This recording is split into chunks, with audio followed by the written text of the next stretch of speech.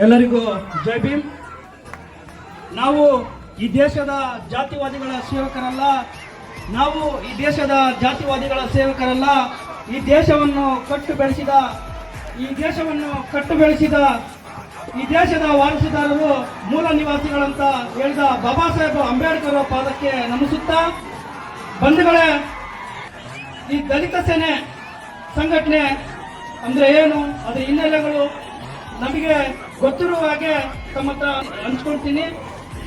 ಬಂಧುಗಳೇ, ಈ ದಲಿತ ಸೇನೆ ಸಂಘಟನೆ 1983ರಲ್ಲಿ ಸ್ಥಾಪನೆ ಆಗುತ್ತೆ. ಈ ದಲಿತ ಸೇನೆ ಯಾಕೆ ಸ್ಥಾಪನೆ ಆಗುತ್ತಪ್ಪ ಅಂದ್ರೆ, ಬಿಹಾರ ರಾಜ್ಯದಲ್ಲಿ ದಲಿತರ ಮೇಲೆ ಆಡಗಲೇ ಬರ್ಬರ ಕೊಲೆ, ಅತ್ಯಾಚಾರ, ಆಡಗಲೇ ಅವರನ್ನ ಕೊಲೆ ಮಾಡುವಂತ ಘಟನೆಗಳು, ಅಲ್ಲಿನ ಒಂದು ಬಲಿಷ್ಠವಾದ ಸಮಾಜ ನಮ್ಮ ದಲಿತರ ಮೇಲೆ ದಬ್ಬಾಳಿಕೆ ಮಾಡುತ್ತೆ. ದಿನನಿತ್ಯ ದಲಿತರುಗಳ ಗುಡಿಸಲುಗಳಿಗೆ ಬೆಂಕಿ ಹಚ್ಚುತ್ತೆ.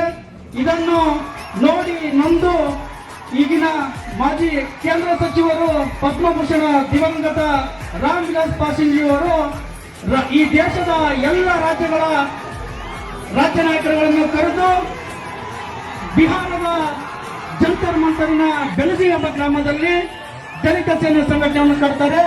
ಅಲ್ಲಿ ಹತ್ತಿದ ಒಂದು ಕಿಡಿ ಇವತ್ತು ಭಾರತ ದೇಶದಾದ್ಯಂತ ಜ್ವಾಲಾಮುಖಿ ತರ ಹಬ್ಬಿದೆ. ಅದೇ ರೀತಿಯಾಗಿ ಈ ದಲಿತ ಸೇನೆ ಈ ದೇಶದ ಎಲ್ಲ ರಾಜ್ಯಗಳಲ್ಲಿ, ಬಿಹಾರ, ರಾಜಸ್ಥಾನ್, ಛತ್ತೀಸ್ಗಢ, ತಮಿಳುನಾಡು, ಆಂಧ್ರ ಪ್ರದೇಶ್, ಉತ್ತರ ಪ್ರದೇಶ್ ಎಲ್ಲ ರಾಜ್ಯಗಳಲ್ಲಿ ಎಲ್ಲೇ ದಲಿತರಿಗೆ, ಅಲ್ಪಸಂಖ್ಯಾತರಿಗೆ ಎಲ್ಲಿ ದಬ್ಬಾಳಿಕೆ ದೌರ್ಜನ್ಯಗಳಾಗುತ್ತೆ, ಅಲ್ಲಿ ಮೊದಲು ಧ್ವನಿ ಎತ್ತುವ ಏಕೈಕ ಸಂಘಟನೆ ಅಂದ್ರೆ ಅದು ದಲಿತ ಸೇನೆ ಅಂತ ಹೇಳಕ್ ಇಷ್ಟಪಡ್ತೀನಿ.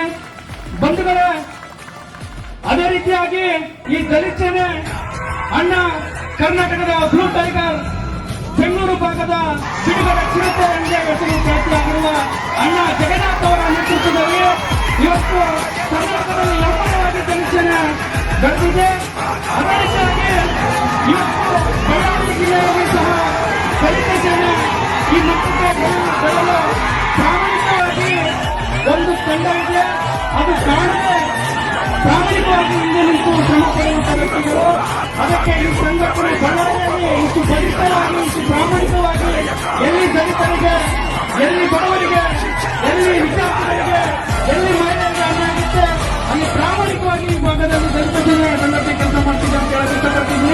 ಕಾರ್ಯಕ್ರಮಕ್ಕೆ ಸಾಕ್ಷಿಯಾಗಿರುವಂತಹ ಹೇಮಂತನವರಾಗಿರ್ಬೋದು, ಈ ಗ್ರಾಮದ ಹಿರಿಯರಿಗೂ, ಯುವಕರಿಗೂ, ಅಕ್ಕ ತಂಗಿಯರಿಗೂ, ತಾಯಿಯರಿಗೂ ಎಲ್ಲವರಿಗೂ ಭೀಮವಂದನೆಗಳು ಸಲ್ಲಿಸುತ್ತಾ, ಬಳ್ಳಾರಿ ಜಿಲ್ಲೆಯ ಹೂವಿನಹಡಗಲಿ ತಾಲೂಕಿನ ಮೂರಿಗೆರೆ ಎಂಬ ಗ್ರಾಮದಲ್ಲಿ ನಮ್ಮ ದಲಿತ ಮಹಿಳೆ ಸಾವನ್ನಪ್ತಾಳೆ.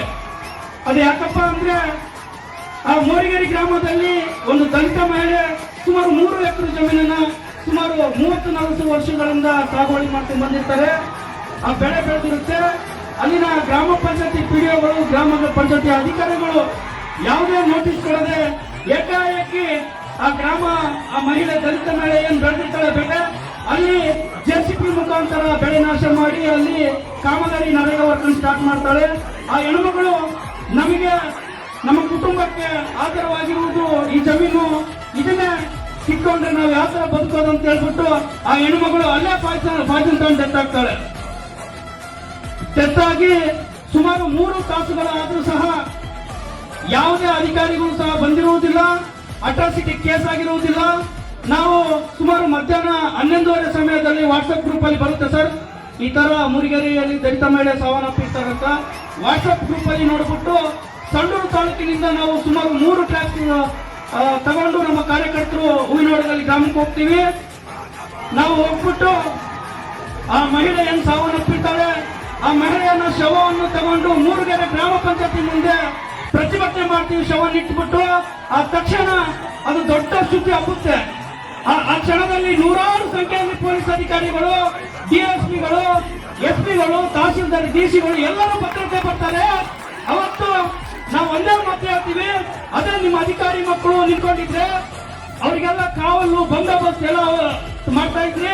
ಇವತ್ತು ನಮ್ಮ ದಲಿತರು ತೀರ್ಕೊಂಡ್ರಂತ ನೀವು ಕಡೆಗಣಿಸ್ತೀರಂತ ನಾವು ಅವರಿಗೆ ವಾರ್ನ್ ಮಾಡ್ತೀವಿ. ಆ ಸಂದರ್ಭದಲ್ಲಿ ಇಮಿಡಿಯೇಟ್ಲಿ ನಮ್ಮ ಹೋರಾಟದ ಪ್ರತಿಫಲ ಆ ಕುಟುಂಬಕ್ಕೆ 3,12,000 ರೂಪಾಯಿ ಚೆಕ್ ಕೊಡ್ತಾರೆ. ಏನು ಹೆಣ್ಮಗಳು ತೀರ್ಕೊಂಡಿರ್ತಾಳೆ, ಅವ್ರ ಮಗಗೆ ಸರ್ಕಾರಿ ನೌಕರಿ ಕೊಡ್ತಾರೆ. ಇವತ್ತೇನು 3 ಎಕರೆ ಜಮೀನನ್ನ ಮಹಿಳೆ ಕಸ್ಕೊಂಡಿರ್ತಾರೆ, ಅದೇ ಸರ್ಕಾರ ಮಹಿಳೆಗೆ 3 ಎಕರೆ ಜಮೀನು ಕೊಡಿಸುವಂತ ತಾಕತ್ತು ಈ ದಲಿತ ಸೇನೆಗಿದೆ ಅಂತ ಹೇಳಕ್ ಇಷ್ಟಪಡ್ತಿದ್ದೀನಿ.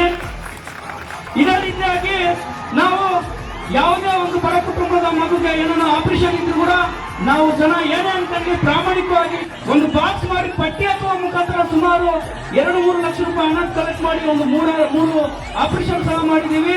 ಬಡ ವಿದ್ಯಾರ್ಥಿಗಳಿಗೆ ಎಜುಕೇಶನ್ ಕೊಡಿಸ್ತಾ ಇದೀವಿ.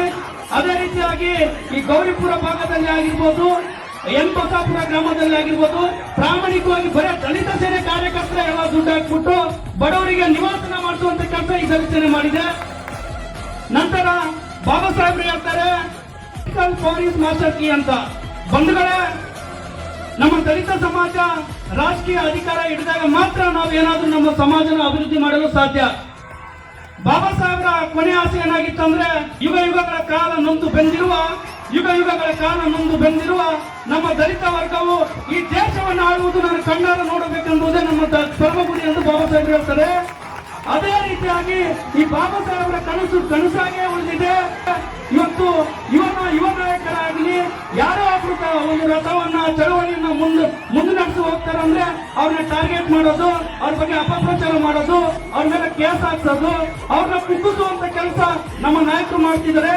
ದಯಮಾಡಿ ಈ ವೇದಿಕೆ ಮುಖಾಂತರ ನಮ್ಮ ದಲಿತ ನಾಯಕರಿಗೆ ದಯಮಾಡಿ ಕೈ ತೋರಿಸಿ ನಾನು ಮನವಿ ಮಾಡ್ತೀನಿ. ಯಾವುದೇ ಸಂಘಕ್ಕೆ ಇರಲಿ, ನಮ್ಮ ದಲಿತ ನಾಯಕರಿಗೆ ಅನ್ಯಾಯ ಆಗಿದೆ, ನಮ್ಮ ದಲಿತ ನಾಯಕರಿಗೆ ದಬ್ಬಾಳಿಕೆ ಆಗಿದೆ, ನಮ್ಮ ದಲಿತ ನಾಯಕರ ಮೇಲೆ ಅಲ್ಲೇ ಆಗುತ್ತೆ ಅಂದ್ರೆ ಯಾವುದೇ ಸಂಘಕ್ಕೆ ಇರಲಿ ಎಲ್ಲ ದಲಿತರು ಒಂದಾಗ್ಬೇಕನ್ನೋದು ನನ್ನ ಮಾತ್ರ. ನಾವು ಪ್ರಾಮಾಣಿಕವಾಗಿ ಆರ್ಥಿಕವಾಗಿ ಬೆಳೆಯಲು ಸಾಧ್ಯ. ನಮ್ಮ ಸಮಾಜನ ನಾವೇ ಬೆಳೆಸ್ಬೇಕಂತ ಹೇಳಕ್ ಇಷ್ಟಪಡ್ತಾ ಇದ್ದೀನಿ. ಇಷ್ಟು ಹೇಳಿ ನನ್ನ ಚಿಕ್ಕ ಭಾಷಣ ಮುಗಿಸ್ತೇನೆ. ಜೈ ಭೀಮ್, ಜೈ ಪ್ರಬುದ್ಧ ಭಾರತ, ಜೈ ದಲಿತ ಸೇನೆ.